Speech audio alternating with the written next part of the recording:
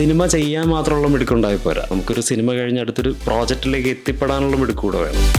എൻ്റെ ബാങ്കിൽ അല്ലെങ്കിൽ എൻ്റെ അക്കൗണ്ടിൽ കാശൊന്നും ഉണ്ടാവില്ല. ഫാൻറ്റസി ഇഷ്ടമുള്ള ഒരാളാണ്. വളരെ കുഞ്ഞുനാൾ മുതൽ തന്നെ ഫാൻറ്റസീസ് നമ്മളെപ്പോഴും കേൾക്കുന്ന കഥകളൊക്കെ എങ്ങനെ ആയിരിക്കുമല്ലോ, പണ്ട് രാജാവ് അല്ലേ, ഒരിക്കലും നീ ആ മേഖലയിലോട്ട് പോകരുത്. Director KR Praveen with us. ഇന്നത്തെ നമ്മുടെ വെൽത്തി സ്പോട്ട്ലൈറ്റ് സ്പോൺസർ ചെയ്യുന്നത് സ്റ്റോക്ക് മാർക്കറ്റ് കേരളയാണ്. നിങ്ങൾക്ക് ഒരു പേഴ്സണലൈസ്ഡ് ട്രെയിനറോടൊപ്പം സ്റ്റോക്ക് ട്രേഡിംഗ് പഠിക്കണോ അല്ലെങ്കിൽ ഫോറക്സ് ട്രേഡിംഗ് പഠിക്കണോ? You should visit the page stock market Kerala. Welcome to the show sir. Thank you. ഒരുപാട് മൂവി തിരക്കുകൾക്കിടയിലാണ് നമുക്ക് വേണ്ടിയിട്ട് കുറച്ച് സമയം മാറ്റിവെച്ച് വന്നിരിക്കുന്നത്. എന്തൊക്കെയാണ് മൂവി പുതിയ അപ്ഡേറ്റ്സ്, ലേറ്റസ്റ്റ് മൂവി അപ്ഡേറ്റ്സ്? പുതിയ അപ്ഡേറ്റ്സ് എന്ന് പറയുമ്പോൾ ഞാനിപ്പോൾ ഒരു സിനിമയുടെ ക്രിയേറ്റീവ് പ്രൊഡ്യൂസറാണ്. മാരുവില്യൻ ഗോപുരങ്ങൾ എന്ന് പറയുന്ന കോക്കേഴ്സ് മീഡിയ എൻ്റർടൈൻമെൻറ്റ്സ് നിർമ്മിക്കുന്ന ഇന്ദ്രജിത്ത്, സർജാനോ, വിൻസി, ശ്രുതി, വസിഷ്ഠ, ഉമേഷ്, അങ്ങനെ കുറച്ചധികം ആർട്ടിസ്റ്റുകൾ അഭിനയിക്കുന്ന ഒരു സിനിമയുടെ ക്രിയേറ്റീവ് പ്രൊഡ്യൂസറാണ്.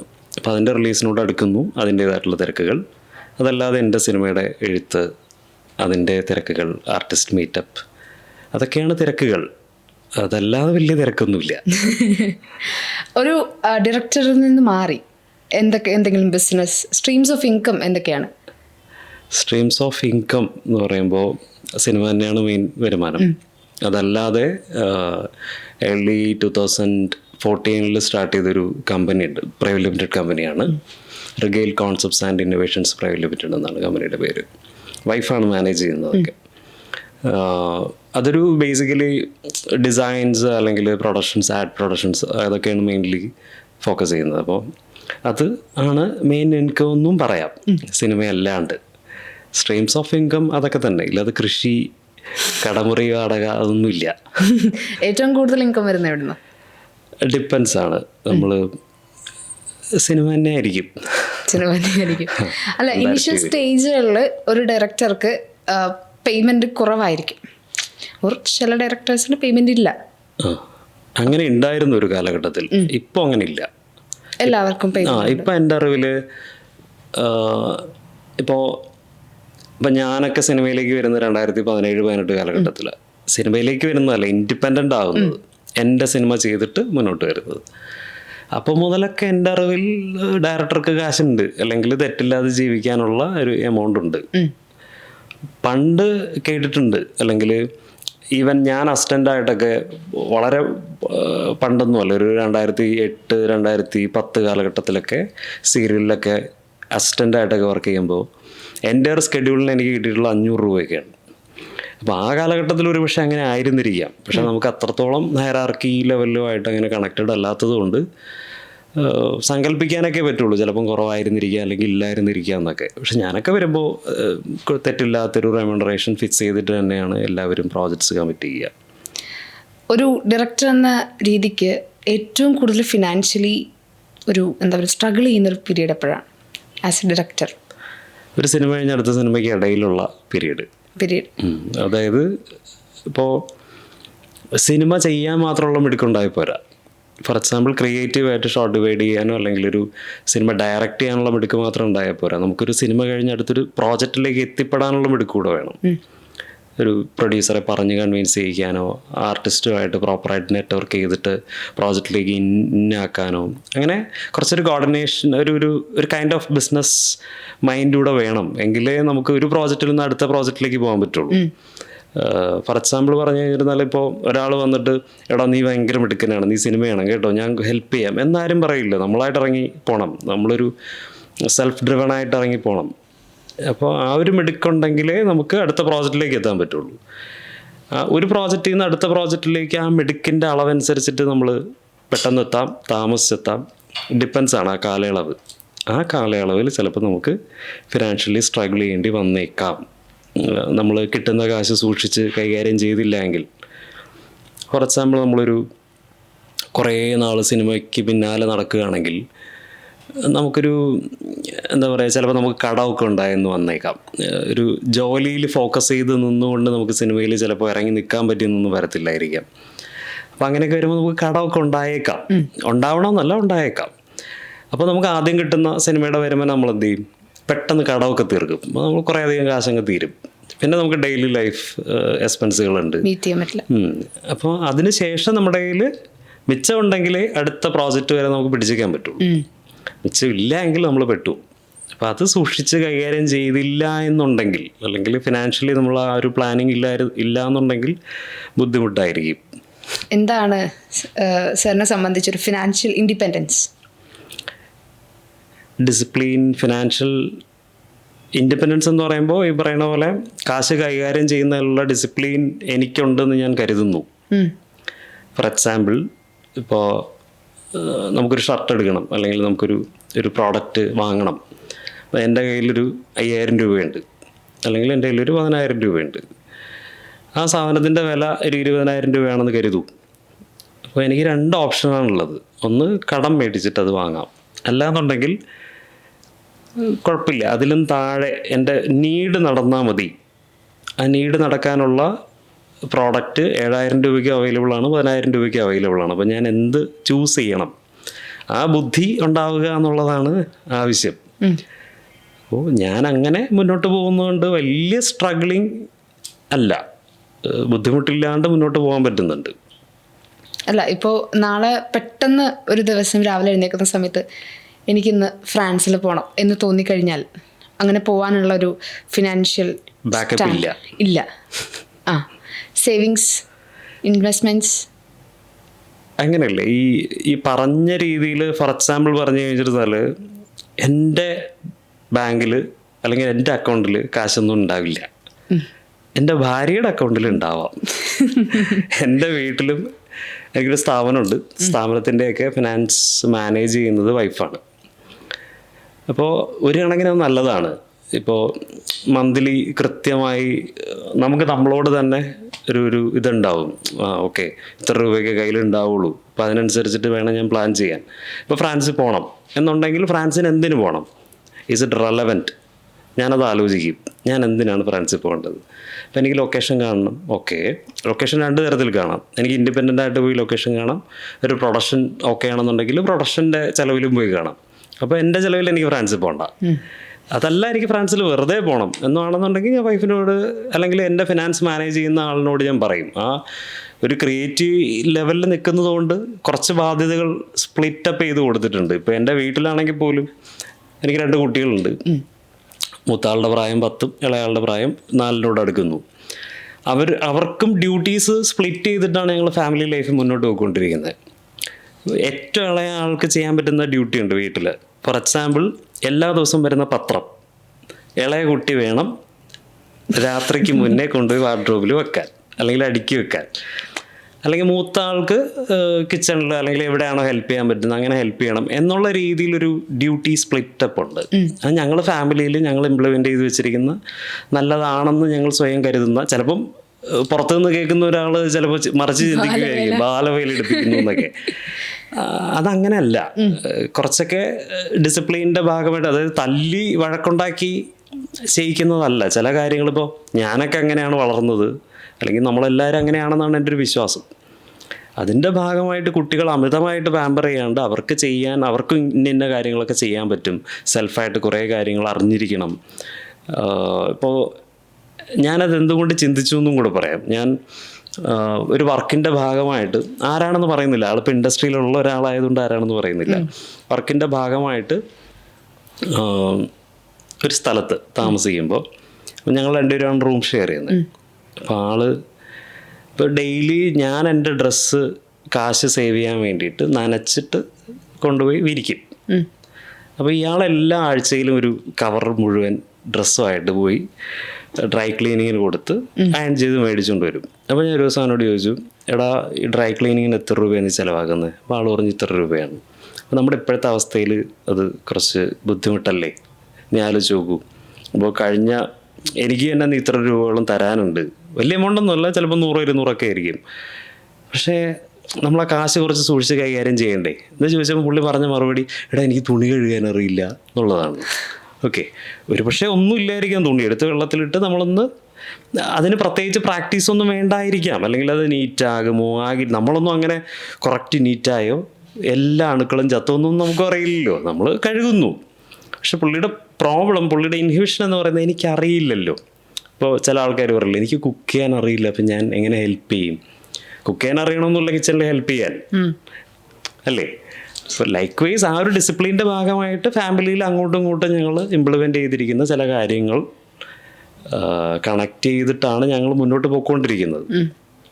അതുപോലെയാണ് ഫിനാൻസ് ഞാൻ ക്രിയേറ്റീവ്ലി കുറച്ച് വട്ടായിട്ട് നടക്കുന്ന ഒരു മനുഷ്യനായതുകൊണ്ട് അതും കൂടെ എടുത്ത് തലയിൽ വെക്കേണ്ടെന്ന് പറഞ്ഞിട്ട് അത് വൈഫിനെ ഏൽപ്പിച്ചിട്ടുണ്ട്. വൈഫ് അക്കൗണ്ടൻ്റ് ആണ് ബേസിക്കലി. അപ്പോൾ വൈഫിനെ ആ കാര്യങ്ങളൊക്കെ ഏൽപ്പിച്ചിട്ടുണ്ട്. അപ്പോൾ എനിക്ക് വേണ്ട കാര്യങ്ങളും ഇപ്പോൾ ഞാൻ ഇത്ര രൂപ ചിലവാക്കി, ഇത്ര രൂപ മേടിച്ചു, ആ കണക്കൊക്കെ ആളുടെ കയ്യിൽ സേഫ് ആയിരിക്കും. അപ്പം ഞാൻ ചിലപ്പോൾ ബോധേഡ് ആവണമെന്ന് നിർബന്ധമൊന്നുമില്ല. ചിലപ്പോൾ വൈഫിന് പറയാം, അതെ ഈ മാസം ചിലവ് കൂടുന്നുണ്ട്, ആണല്ലേ, ഓക്കെ, അപ്പോൾ നമ്മളും കുറച്ചുകൂടെ ഒരു ഇതാവും. അപ്പം അങ്ങനെ ആ ഒരു financial discipline at present maintain ചെയ്ത് പോകുന്നുണ്ട്. അതായിരുന്നു ചോദ്യം എന്നാണ് എൻ്റെ ഒരു വിശ്വാസം. അത് തന്നെയായിരുന്നു ചോദ്യം. ഒരു പുതിയ ഡയറക്ടർ വരികയാണ്, അല്ലെങ്കിൽ ഡയറക്ഷൻ ചെയ്യാൻ ആഗ്രഹമുള്ള ഒരാൾ വരികയാണ്, എന്തുകൊണ്ട് സിനിമയിലേക്ക് നീ ധൈര്യമായിട്ട് കടന്നു വാ എന്ന് പറയും, എന്തുകൊണ്ട് എൻ്റെ പൊന്നു മോനെ നീ വഴിക്ക് വരല്ലേ എന്ന് പറയുന്ന 2 റീസൺസ്? ഞാൻ വരരുതെന്ന് പറയില്ല. വരരുതെന്ന് പറയേണ്ട കാര്യമുണ്ടെന്ന് എനിക്ക് തോന്നുന്നില്ല. അതായത് ഞാൻ ഓൾറെഡി ഇവിടെ നിൽക്കുമ്പോൾ വരരുതെന്ന് അങ്ങനെ ഞാൻ പറയും, അല്ലെങ്കിൽ ഞാനിതൊക്കെ മതിയാക്കിയിട്ട് പറയണം ഒരിക്കലും നീ ആ മേഖലയിലോട്ട് പോകരുതെന്ന്. ഞാൻ വരാൻ തന്നെ ഞാൻ വെൽക്കം ചെയ്യും ഉറപ്പായിട്ട്.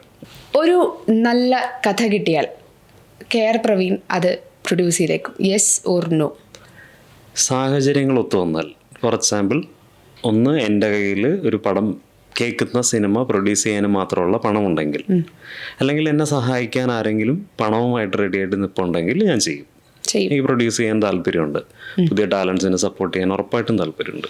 ഈ ഒരു ഫിലിം ഇൻഡസ്ട്രിയിൽ നിൽക്കുന്ന സമയത്ത് എന്തെങ്കിലും ഫിനാൻഷ്യൽ ഗോൾസ് എന്തെങ്കിലും ഉണ്ടോ?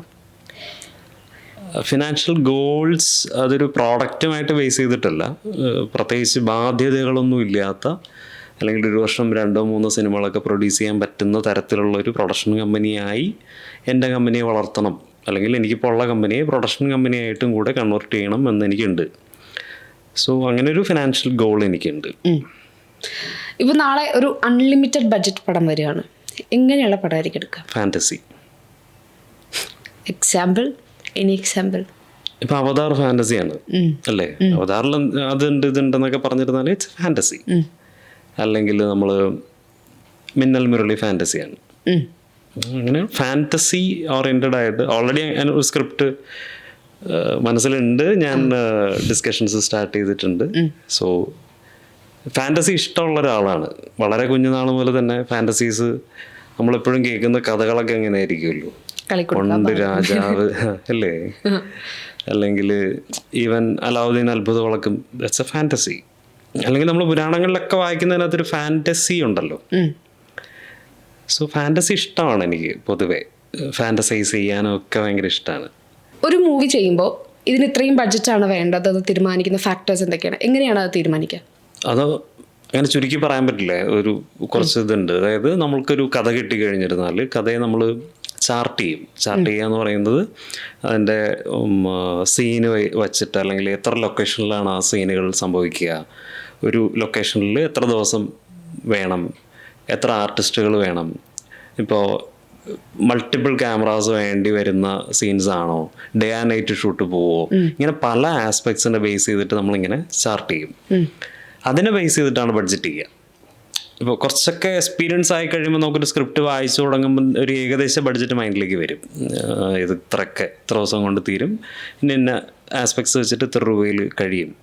സോ ബേസിക്കലി ഒരു സ്ക്രിപ്റ്റിനെ ബേസ് ചെയ്തിട്ടാണ്. നമുക്കൊരു കഥ കേട്ട് കഴിഞ്ഞാൽ പറയാൻ പറ്റില്ല. ഇപ്പോൾ കഥ കേട്ടാൽ പറയാൻ പറ്റുന്ന സാധനമൊക്കെ ഉണ്ട്. ഇപ്പോൾ മഹാഭാരതം എന്ന് പറഞ്ഞാൽ നമുക്ക് പറയാമല്ലോ അൺലിമിറ്റഡ് ബഡ്ജറ്റ്, അങ്ങനെയല്ല പറയണേ. ഒരു സ്ക്രിപ്റ്റ് ആയി കഴിയുമ്പോൾ, ഒരു കഥയ്ക്കപ്പുറം അതൊരു തിരക്കഥ ആയി കഴിയുമ്പോൾ നമുക്കൊരു ഏകദേശ ധാരണ കിട്ടും. ഇത് ഇത്ര ദിവസത്തെ ഷൂട്ട്, ഇത്ര ആൾക്കാർ വേണം, ഇത്ര നമ്പർ ഓഫ് ക്രൂ വേണം, അതിൻ്റെ ഒരു ക്വാളിറ്റി ഇങ്ങനെയൊക്കെ ആയിരിക്കണം, VFX ഇത്രത്തോളം ഉണ്ടോ ഇല്ലയോ, അതിനൊക്കെ ബേസ് ചെയ്തിട്ടാണ് എപ്പോഴും ബഡ്ജറ്റ് തീരുമാനിക്കുക. എപ്പോഴെങ്കിലും ഒരു പ്രൊജക്റ്റ് ചെയ്യുന്നതിൻ്റെ ആ ഒരു ടൈമിൽ ഒരു പകുതിക്ക് വെച്ച് ഇനിയും പൈസ വേണം എന്നൊരു സിറ്റുവേഷൻ, സ്റ്റക്കായ എന്നൊരു സിറ്റുവേഷൻ ഉണ്ടോ? പൊതുവെ അങ്ങനെ ഉണ്ടാവാറുണ്ട്. പ്രത്യേകിച്ച് മലയാള സിനിമയിൽ നമ്മളാണ് നമ്മുടെ രാജ്യത്ത് ഒരു പരിധി വരെ ലോ ബഡ്ജറ്റിൽ ഇപ്പോഴും. ഇപ്പം നമ്മളെ സംബന്ധിച്ചിട്ട് മലയാള സിനിമയിൽ കുറച്ച് ഇപ്പം ചില ബഡ്ജറ്റൊക്കെ കേൾക്കുമ്പോൾ അയ്യോ ഹൈ ബഡ്ജറ്റ് എന്നൊക്കെ നമ്മൾ തോന്നുമെങ്കിലും പല ഇൻഡസ്ട്രി അപേക്ഷിച്ചിട്ട് നമ്മളിപ്പോഴും ലോ ബഡ്ജറ്റാണ്. അപ്പോൾ മലയാള സിനിമയുടെ ഒരു ചെറിയ ബഡ്ജറ്റ് കൺസ്ട്രെയിനെ ബേസ് ചെയ്തിട്ട് നമുക്കങ്ങനെ സംഭവിക്കാറുണ്ട്. പൊതുവേ നമ്മൾ പറയുന്ന ബഡ്ജറ്റിൽ നിന്ന് ചിലപ്പോൾ അങ്ങോട്ടും ഇങ്ങോട്ടൊക്കെ പോകാറുണ്ട്. അത് സ്വാഭാവികമാണ്. ചോദിച്ച ചോദ്യം എൻ്റെ ലൈഫിൽ അങ്ങനെ ഉണ്ടായിട്ടുണ്ടോ, അത് മാനേജ് ചെയ്യുന്ന ഒരു രീതി കൂടി ഒന്ന് ശരി. അതായത് ഇപ്പം എൻ്റെ ലൈഫിൽ അങ്ങനെ ഒരു ഇപ്പം ഞാൻ 3 പ്രോജക്ട്സാണ് ഇൻഡിപെൻഡൻ്റ് ആയിട്ട് നിന്നിട്ടുള്ളത്. 2 എഴുതി സംവിധാനം ചെയ്തു, 1 ക്രിയേറ്റീവ് പ്രൊഡ്യൂസർ, അത് പ്രൊഡക്ഷൻ്റെ ഭാഗമായിരുന്നു.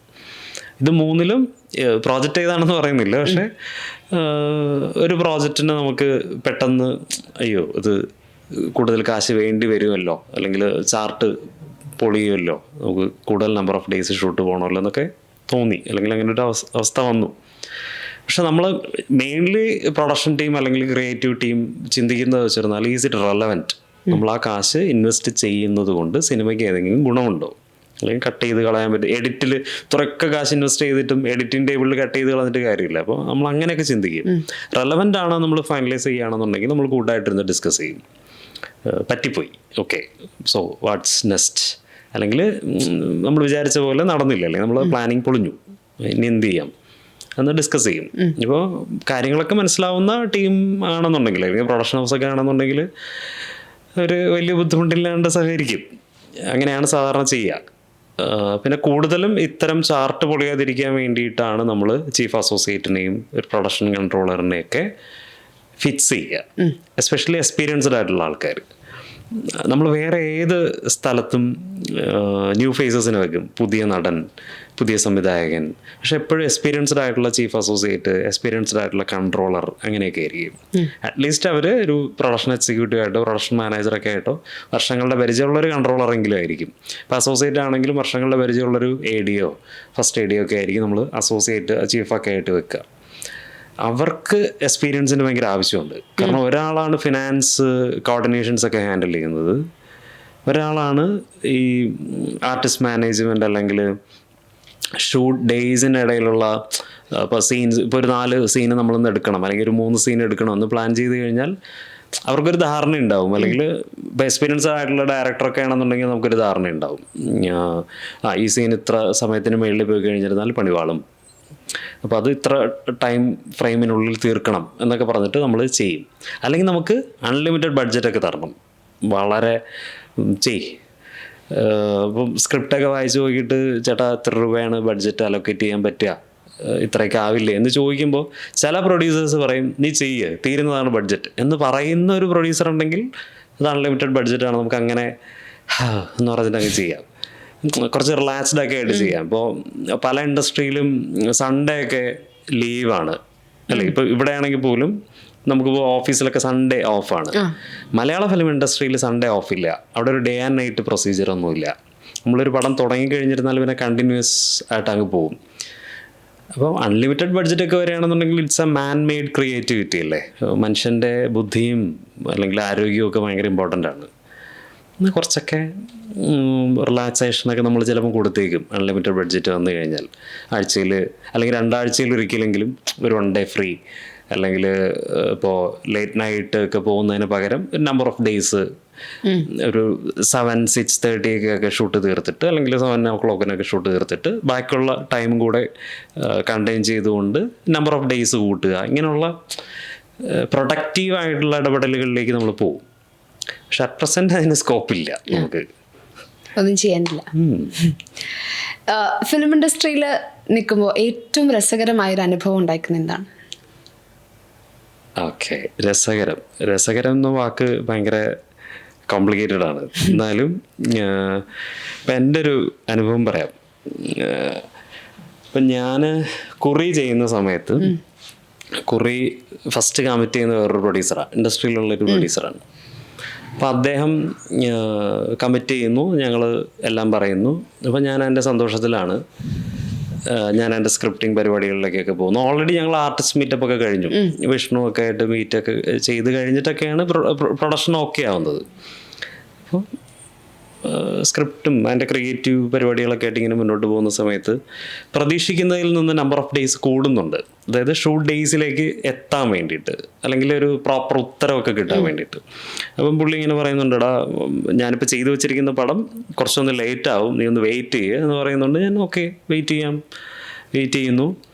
കുറച്ച് ദിവസം കഴിഞ്ഞിട്ട് ഉത്തരങ്ങൾ സെയിം തന്നെയാണ്, പ്രത്യേകിച്ച് മാറ്റങ്ങളൊന്നും ഇല്ലാതിരിക്കുന്ന ഒരു സാഹചര്യത്തിൽ നമ്മളിങ്ങനെ സ്വാഭാവികമായിട്ട് അയ്യോ ഇനിയിപ്പോൾ എന്ത് ചെയ്യും എന്ന് പറഞ്ഞിട്ട് എൻ്റെ ടീം അങ്ങനെ ഒരു മൂഡിലോട്ട് പോകുമല്ലോ. വേറെ പ്രൊഡ്യൂസറിൻ്റെ അടുത്തേക്ക് പോകണോ, എത്തിക്കലി കറക്റ്റ് അല്ലല്ലോ, ഓൾറെഡി നമ്മൾ കമ്മിറ്റ് ചെയ്ത് വെച്ചിട്ട് ഇങ്ങനെ കോംപ്ലിക്കേറ്റഡ് ആയിട്ട് നമ്മളിങ്ങനെ ചിന്തിച്ചുകൊണ്ടിരിക്കും. അപ്പോൾ ആ സമയത്ത് ഞാനിങ്ങനെ ആഴ്ചയിലൊരിക്കലൊക്കെ, അന്ന് ഫാമിലി എൻ്റെ കൂടെ എറണാകുളത്തില്ല, ഞാൻ എറണാകുളത്തുണ്ട്. അപ്പോൾ ട്രിവാൻഡ്രമാണ് സ്വദേശം. അപ്പം ഞാനങ്ങനെ ആഴ്ചയിലൊരിക്കലും അല്ലെങ്കിൽ വൺസ് ഇൻ 2 weeks ഒക്കെ ഞാൻ ട്രിവാൻഡ്രത്തേക്ക് ഡ്രൈവ് ചെയ്തിട്ട് വരും. പോയി 2 ദിവസമൊക്കെ അവരുടെ കൂടെ നിന്നിട്ടൊക്കെ വരും. അപ്പം അങ്ങനെ ഒരു ദിവസം ഞാൻ ട്രിവാൻഡ്രം പോയിട്ട് തിരിച്ച് വരുന്ന വഴി ഏകദേശം അരൂരെത്തിയപ്പോൾ എന്നെ ഇദ്ദേഹം വിളിക്കുകയാണ്, പ്രവീൺ എവിടെ ഉണ്ട്? ഞാൻ ചേട്ടാ ഞാൻ ട്രിവാൻഡ്രത്തിൽ നിന്ന് വന്നുകൊണ്ടിരിക്കുകയാണ്, എന്തായി എന്തെങ്കിലും മറുപടി ആയോ? നീ എപ്പോൾ എത്തും? ഇപ്പം ഞാൻ പറഞ്ഞു ഞാൻ ഇത്ര സമയത്തിനകത്ത് എറണാകുളത്തെത്തും.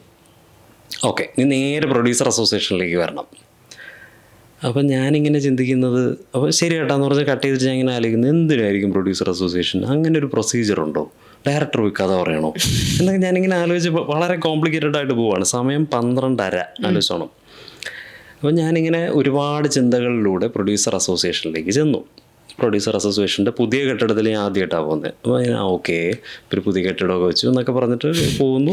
സെക്യൂരിറ്റി ആരാ എന്താണെന്നൊക്കെ ചോദിക്കുന്നു. ഇന്ന ആളാണെന്ന് പറയുന്നു, ഇന്ന ആളെ കാണാൻ വന്നതാണെന്ന് പറയുന്നു.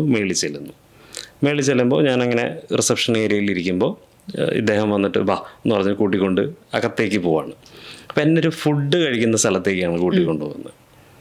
അവിടെ ചെന്നിരിക്കുന്നു. അവിടെയാണ് ഞാൻ സിയാദ് കോക്കറിനെ ആദ്യമായിട്ട് കാണുന്നത്. അപ്പം പുള്ളിയുടെ ഒരു സ്വതസിദ്ധമായ ചിരിയോട് കൂടിയിട്ട് ഹലോ എന്ന് പറയുന്നു, ഞാൻ ഹലോ എന്ന് പറയുന്നു. ഇവരെല്ലാവരും ഫുഡ് കഴിക്കുന്ന ഏരിയയിൽ ഒരു കാർവ് ടൈപ്പ് ഓഫ് ടേബിളിൽ ഇങ്ങനെ ഇരിക്കുക. കുറച്ചധികം പേരുണ്ട്. രജപുത്ര രഞ്ജിത്ത്, മേനക സുരേഷ്, ഇങ്ങനെ കുറച്ചധികം പേരുണ്ട്. ഒരു 7ഓളം ആൾക്കാരെന്നോ ആണ് എൻ്റെ ഒരു ഓർമ്മ. അപ്പോൾ സമയം ഒരു 1:30 മണിയായിട്ടുണ്ടാവും. അപ്പം സിയാദൊക്കെ പറയുന്നുണ്ട് ഇരിക്കും, നമുക്ക് താഴെ ചെന്നിരുന്നിട്ട് കഥ കേൾക്കാം. അപ്പം ഞാനിങ്ങനെ സിയാദക്കോട് കഥ പറഞ്ഞിട്ടായിരിക്കും ഇനി ഫണ്ട് വല്ലതും മേടിക്കും, എന്താണെന്ന് എനിക്ക് അറിയില്ലല്ലോ. അപ്പം എനിക്ക് പ്രത്യേകിച്ച് ധാരണയൊന്നുമില്ല.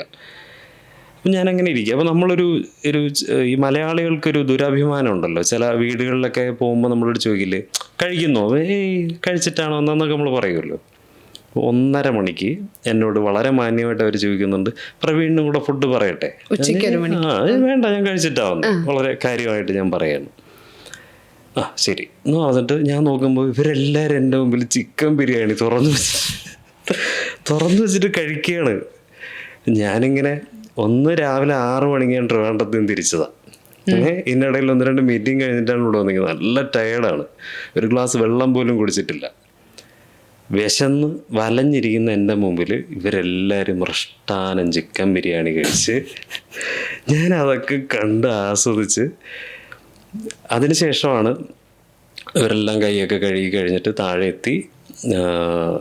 അപ്പോഴാണ് ഞാൻ അറിയുന്നത് പുള്ളിയുടെ ഫണ്ട് അവൈലബിലിറ്റി കാരണം സിയാദക്കയോട് ത്രെഡ് പറഞ്ഞപ്പോൾ സിയാദക്കയ്ക്ക് അത് വർക്കായി. അപ്പോൾ സിയാദക്ക് പറയുന്നത് ഞാനല്ല, ഇപ്പോൾ മകളാണ് കഥ കേൾക്കുന്നത്. അപ്പോൾ നോക്കുമ്പോൾ മകൾ വരുന്നു. അപ്പം ഞാനങ്ങനെ അവിടെ കഥ പറയുകയാണ്. അങ്ങനെയാണ് ഞാൻ കോക്കസിനോട് കഥ പറയുന്നതും. കഥ പറഞ്ഞ് കഴിയുമ്പോൾ ഉണ്ടാകുന്ന വേറൊരു പ്രശ്നം എന്ന് പറയുന്നത് വിഷ്ണു ഉണ്ണികൃഷ്ണൻ്റെ ഡേറ്റിൻ്റെ ഒരു ചെറിയ പ്രശ്നമുണ്ട്. പുള്ളി വെടിക്കെട്ടിൻ്റെ സ്ക്രിപ്റ്റിംഗ് പരിപാടിയൊക്കെ ആയിട്ട് ഇങ്ങനെ നിൽക്കുകയാണ്. പെട്ടെന്ന് ചെയ്യണം. ഒരു സിനിമയ്ക്ക് പ്രീ പ്രൊഡക്ഷൻ റിലേറ്റഡ് ആയിട്ട് കുറച്ച് സമയം വേണം. അതായത് ഫോർ എക്സാമ്പിൾ പറഞ്ഞു കഴിഞ്ഞാൽ മിനിമം ഒരു 30-40 ദിവസം നമ്മൾ കൊടുക്കും ലൊക്കേഷൻ കണ്ടുപിടിക്കാൻ, ഫർദർ ആർട്ടിസ്റ്റിനെ ഫിക്സ് ചെയ്യാൻ ഒക്കെ. സാറിന് കിട്ടാറുണ്ട് ഒരു 30-40 ദിവസം. എനിക്ക് കിട്ടിയ 9 ദിവസമാണ്. 9 ദിവസത്തിൽ എനിക്ക് ഫർദർ ടെക്നീഷ്യൻസിനെ ഫിക്സ് ചെയ്യണം, ആർട്ടിസ്റ്റിനെ ഫിക്സ് ചെയ്യണം, ലൊക്കേഷൻസ് കണ്ടുപിടിക്കണം, ഇതൊന്നും പറഞ്ഞിട്ട് ഷൂട്ട് തുടങ്ങണം. പക്ഷെ ആ വിശപ്പിൻ്റെ വിളിയിൽ ഞാൻ ഇരുന്നുകൊണ്ട് ഞാൻ ഓക്കെ ഇനി ലേറ്റായാൽ പറ്റില്ല, വീണ്ടും ലേറ്റാവുമെന്ന് പറഞ്ഞിട്ട് ഞാൻ കമ്മിറ്റ് ചെയ്തു. അങ്ങനെയാണ് കുറി സംഭവിക്കുന്നത്. അപ്പോൾ അവിടെ ഇരുന്ന് ആ വിശപ്പിൽ എൻ്റെ മുമ്പിലിരുന്ന് അവർ കഴിച്ച ബിരിയാണിയുടെ അനുഭവം ഞാൻ ജീവിതത്തിലൊന്നും മറക്കാൻ സാധ്യതയില്ല. റിസ്ക് മാനേജ്മെന്റിന്റെ ഭാഗമായി ഫിലിം മേക്കേഴ്സ് എടുക്കുന്ന പ്രിക്വേഷൻസ് എന്തൊക്കെയാണ്? മുൻകരുതലുകൾ. റിസ്ക് മാനേജ്മെന്റ് എന്ന് പറയുമ്പോൾ പല തരത്തിലുണ്ട്. ഇപ്പോൾ നമുക്ക് എല്ലാം പ്രതീക്ഷയിലാണല്ലോ നമ്മൾ മുന്നോട്ട് പോകണേ. ഫോർ എക്സാമ്പിൾ, നമ്മളൊരു ആർട്ടിസ്റ്റിനെയോ ടെക്നീഷ്യനോ ഒക്കെ ഫിക്സ് ചെയ്തിട്ട് മുന്നോട്ട് പോകുമ്പോൾ നമുക്ക് ഓപ്റ്റിമിസ്റ്റിക് ആയിട്ട് ചിന്തിക്കാനേ പറ്റുള്ളൂ. എന്തെങ്കിലും ഒരു ഒരു ഒരു എന്താ പറയുക, നമ്മൾ പ്രതീക്ഷിക്കാത്ത എന്തെങ്കിലും സംഭവിച്ചിട്ട് ആ ഒരു പ്രോജക്റ്റ് ചിലപ്പോൾ നിന്ന് പോവാം, അല്ലെങ്കിൽ ആ മനുഷ്യന് പിന്നെ തുടർന്ന് വർക്ക് ചെയ്യാൻ പറ്റാതെ വരാം. ഹ്യൂമൻ ബോഡിയല്ലേ, നമുക്ക് പലതും സംഭവിക്കാം. പക്ഷെ നമ്മൾ അതിനെ തൽക്കാലം അതൊക്കെ വന്നാലോ എന്ന് ചിന്തിച്ച് അങ്ങനെ ഇരിക്കാണ്ട് നമ്മൾ ചെയ്യുന്ന കുറച്ച് ഓപ്റ്റിമിസ്റ്റിക് ആയിട്ടായിരിക്കും എപ്പോഴും എല്ലാവരും ഒരു പ്രോജക്റ്റിനെ സമീപിക്കുക, എസ്പെഷ്യലി ഒരു ക്രിയേറ്റീവ് പ്രോജക്റ്റിന്. അതല്ലാണ്ട് ഫിനാൻഷ്യലി അല്ലെങ്കിൽ ചില ഉത്തരവാദിത്തങ്ങളെ ബേസ് ചെയ്തിട്ട് എത്തിക്കലി ഒക്കെ നമ്മൾ ചെയ്യുന്ന വെച്ചിരുന്നാൽ എഗ്രിമെൻറ്റ്സ് നമ്മൾ സൈൻ ചെയ്യും. ഒരു പ്രൊഡ്യൂസർ ഒരു പ്രോജക്റ്റ് കമ്മിറ്റ് ചെയ്യുമ്പോൾ എല്ലാ മെയിൻ ടെക്നീഷ്യൻസും ആർട്ടിസ്റ്റുകളുമായിട്ട് എഗ്രിമെൻ്റ് ഇടും.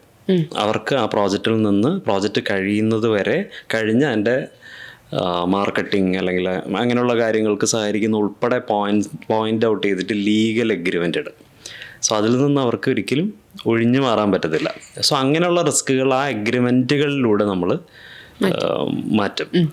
പിന്നെ ഇപ്പോൾ നമ്മുടെ ഇമോഷൻസിനെ നമ്മൾ ചിലപ്പോഴൊക്കെ കൺട്രോൾ ചെയ്യും. അതായത് നമ്മൾ പറയുന്നൊരു വാക്ക് വേറെ ഒരു എൻ്റയർ ടീമിനെ പല രീതിയിൽ ബാധിച്ചേക്കും. ഇപ്പം ഞാൻ ഭയങ്കര ദേഷ്യമുള്ളൊരു മനുഷ്യനാണ്, ഒരു ലൊക്കേഷനിൽ ഇറങ്ങി രാവിലെ വന്ന് കാറിൽ ഇറങ്ങിയിട്ട് എന്താ ചെയ്യണേ എന്ന് ചോദിച്ച് തുടങ്ങുമ്പോൾ തന്നെ പ്രശ്നമായിരിക്കും. അപ്പം അവിടെ അവരുടെ പ്രൊഡക്ടിവിറ്റിയൊക്കെ ചിലപ്പം ബാധിക്കും. അല്ലെങ്കിൽ പ്രൊഡക്ടിവിറ്റിയെ ബാധിക്കുമ്പോൾ നമ്പർ ഓഫ് ഷൂട്ട് ഡേയ്സ് കൂടും. പ്രൊഡ്യൂസറിൻ്റെ അടുത്ത് എനിക്ക് റിസ്ക് കൂടിക്കൊണ്ടിരിക്കും. അപ്പോൾ നമ്മൾ കുറച്ച് ഡിപ്ലോമാറ്റിക് ആവും, നമ്മുടെ ഇമോഷൻസിനെ നമ്മൾ തന്നെ കൺട്രോൾ ചെയ്യും. അങ്ങനെ ഇമോഷണലി ആൻഡ് ലീഗലി നമ്മൾ എടുക്കുന്ന പ്രീക്കോഷൻസിനെ ബേസ് ചെയ്തിട്ടായിരിക്കും റിസ്കുകളെ നമ്മൾ കുറച്ച് വരിക. നേരത്തെ പറഞ്ഞ പോലെ എഗ്രിമെൻറ്റുകളാണ് അതിൻ്റെ ബേസ് തിങ്. എഗ്രിമെൻറ്റുകളിനെ ആശ്രയിച്ചിട്ടാണ് ആർട്ടിസ്റ്റും ടെക്നീഷ്യൻസും പ്രൊഡ്യൂസേഴ്സും ഒക്കെ കണക്ട് ചെയ്ത് പോവുക. ഇപ്പം മലയാളത്തിൽ സംഘടനകളുണ്ട്, പലതരം സംഘടനകളുണ്ട്. ഈ സംഘടനകളുടെ ഒക്കെ ഭാഗമായി നിൽക്കുന്നത് തന്നെ അവർക്ക് ഏതെങ്കിലും തരത്തിൽ ശമ്പളം കിട്ടിയില്ല. അപ്പം ഞാൻ പണിയെടുക്കുമ്പോൾ എനിക്ക് ശമ്പളം കിട്ടാതിരിക്കാനുള്ള റിസ്ക് ഉണ്ടെങ്കിൽ ഞാൻ ഏത് രീതിയിൽ മറികടക്കണമെന്ന് പറഞ്ഞാൽ, ഇപ്പം ഞാൻ ഒറ്റയ്ക്ക് പോയി ചോദിക്കുന്നതിന് പകരം ചിലപ്പോൾ സംഘടിതമായിട്ട് നിൽക്കുന്ന സംഘടനയോട് പോയി സഹായം ചോദിക്കും. ഇങ്ങനെ എനിക്ക് ആ വർക്ക് ചെയ്ത കാശ് കിട്ടിയില്ല, പ്രൊഡ്യൂസറോടൊന്ന് സംസാരിക്കുമോ, വാങ്ങിത്തരുമോ. ഇതൊക്കെയാണ് നമുക്ക് ചെയ്യാൻ കഴിയുന്ന കാര്യങ്ങൾ, അല്ലെങ്കിൽ ചെയ്തുകൊണ്ടിരിക്കുന്ന കാര്യങ്ങൾ. എഗ്രിമെൻറ്റുകൾ പരസ്പരം വിടും, സംഘടനകളുടെ ഭാഗമായിട്ട് നിന്ന് കൂട്ടായിട്ട് പ്രശ്നങ്ങളെ നേരിടും. പിന്നെ ചിലത് നമ്മുടെ കയ്യിൽ നിൽക്കാത്ത കാര്യങ്ങളാണ്. ഫോർ എക്സാമ്പിൾ, നമ്മളൊരു 40 ദിവസം ചാർട്ട് ചെയ്യുമ്പോൾ മഴ പെയ്യില്ല എന്ന ധാരണയിലായിരിക്കും ഒരു ഷൂട്ടിലേക്ക് ഇറങ്ങുക. മഴ പെയ്താൽ നമുക്ക് എന്ത് ചെയ്യാൻ പറ്റും? ഒന്നും ചെയ്യാൻ പറ്റത്തില്ല. അപ്പോൾ കുറേയൊക്കെ നമ്മുടെ കയ്യിലാണ്, കുറേയൊക്കെ നമ്മുടെ കയ്യിലല്ല. ഈ കലയും രാഷ്ട്രീയവും തമ്മിൽ കൂട്ടിക്കലർത്തുന്നത് ശരിയാണോ? അതിനെപ്പറ്റിയുള്ളൊരു ഒപ്പീനിയൻ എന്താണ്? കല പൊതുവാണ്, അതായത് എല്ലാവർക്കും കലാകാരനാകാം. രാഷ്ട്രീയം വ്യക്തിപരമായിരിക്കണമെന്നുള്ളതാണ് എൻ്റെ ഒരു അഭിപ്രായം. നമുക്കൊരിക്കലും രാഷ്ട്രീയം അടിച്ചേൽപ്പിക്കാൻ പറ്റില്ല. ഇപ്പോൾ എനിക്ക് കല്യാണിയുടെ അടുത്ത് വന്നിട്ട് കല്യാണി ഇതാണ് ശരിക്കുള്ള രാഷ്ട്രീയം, ഇതാണ് ഇങ്ങനെ ആയിരിക്കണം കാഴ്ചപ്പാട് എന്നെനിക്ക് പറയാൻ പറ്റില്ലല്ലോ. അത് കല്യാണിക്ക് തോന്നേണ്ടതാണ്. കല്യാണിയുടെ ശരി കല്യാണിയുടെ ശരിയാണ്. എനിക്ക് തെറ്റാണെന്ന ബോധ്യത്തിൽ എനിക്ക് പറയാം. അത് എനിക്ക് ശരിയായിട്ട് തോന്നുന്നില്ല എന്ന് പറയുന്നത് എൻ്റെ ശരിയാണ്, കല്യാണിയുടെ ശരിയല്ലല്ലോ. അതെന്തിനാണ് നീ പറയണത്, അത് തെറ്റാണ് എന്നെനിക്ക് പറയാൻ പറ്റില്ല ഒരിക്കലും. അത് ശരിയായിട്ടുള്ള നടപടിയല്ല. അപ്പോൾ സിനിമാക്കാരനെന്നല്ല, ഏതൊരു വ്യക്തിക്കും രാഷ്ട്രീയം ഉണ്ടാകാം. ഉണ്ടെങ്കിൽ തന്നെ അത് അയാളുടെ വ്യക്തിപരമായിട്ടുള്ള കാര്യങ്ങളാണ്. നമ്മളതിൽ അനാവശ്യമായിട്ട് തലകടത്താതിരിക്കുന്നത് തന്നെയാണ് ശരി. രാഷ്ട്രീയത്തിൻ്റെ ശരി തെറ്റുകൾ എന്ന് പറയുന്നതിനെ കുറിച്ചിട്ടും വിശകലനം നടത്താതിരിക്കുന്നതൊക്കെയാണ് ശരിയായിട്ടുള്ളൊരു പ്രവണത എന്ന് പറയുന്നത്. അത് അവനവൻ്റെ ശരികളാണ്. ഇപ്പോൾ എന്താ പറയുക, പലതും പലതാണല്ലോ. എല്ലാവരും പല്ല് തേക്കും അല്ലേ? എല്ലാവരും ഒരുപോലെയാണോ പല്ല് തേക്കുക? അല്ല. ഒരു വ്യക്തിപരമായിട്ടുള്ള ചില രീതികളും ഇഷ്ടങ്ങളൊക്കെ ഉണ്ട്. ഇപ്പോൾ എല്ലാവരും തല ചെയ്യും, അല്ലെങ്കിൽ ഈ നമ്മൾ പേഴ്സണലൈസ്ഡ് ആയിട്ട് ചിന്തിച്ചിരുന്നാൽ പോലും എല്ലാവരും ചെയ്യുന്ന കാര്യങ്ങൾ, ഇവിടെ ഇപ്പോൾ ഇത്രയും പേരുണ്ട്, ഒരേ കാര്യം തന്നെ ഇത്രയും പേരോട് ചെയ്യാൻ പറഞ്ഞിരുന്നാൽ ഇത്രയും പേർക്ക് ഒരേ അളവിൽ നമ്മൾ ചോറും കറികളും വെച്ച് കൊടുത്തിരുന്നാലും പലരും കഴിക്കുന്നത് പല അളവിലും പല സമയത്തുമായിരിക്കും അല്ലേ? മറ്റൊരു ഇതൊക്കെ എന്ന് പറയുന്നത്. അതുപോലെ തന്നെയാണ് രാഷ്ട്രീയവും. രാഷ്ട്രീയം ഒരാളുടെ ശരിയാണ്, മറ്റൊരാളുടെ തെറ്റാണ്. ആ ശരികളുടെയും തെറ്റുകളുടെയും ബഹുഭൂരിപക്ഷത്തിനെ ബേസ് ചെയ്തിട്ടാണ് രാഷ്ട്രീയ സംഘടനകൾ നിലനിൽക്കുന്നത്. അപ്പോൾ കലാകാരനിലേക്ക് രാഷ്ട്രീയം അടിച്ചേൽപ്പിക്കുന്നതും ശരിയല്ല, കലാകാരൻ രാഷ്ട്രീയത്തിനെ മറ്റുള്ളവരിലേക്ക് അടിച്ചേൽപ്പിക്കുന്നതും ശരിയല്ല. ഇത്രയും നേരം കുറച്ച് ക്വാളിറ്റി ടൈം, ഒരു ഫൺ ടോക്ക് നമുക്ക് തന്നതിന് ഒരുപാട് നന്ദി sir. Thank you for coming to wealthy spotlight. Thank you. എനിക്കും കുറച്ച് നല്ല കാര്യങ്ങൾ പറയാൻ പറ്റി. എനിക്കും കുറച്ച് കാര്യങ്ങൾ നിങ്ങളുടെ സ്ഥാപനത്തിൽ നിന്ന് ട്രേഡിംഗ് റിലേറ്റഡ് ആയിട്ട് അറിയാനും പറ്റി. Anyway it's good time. Thank you. Thank you sir. Thank you so much.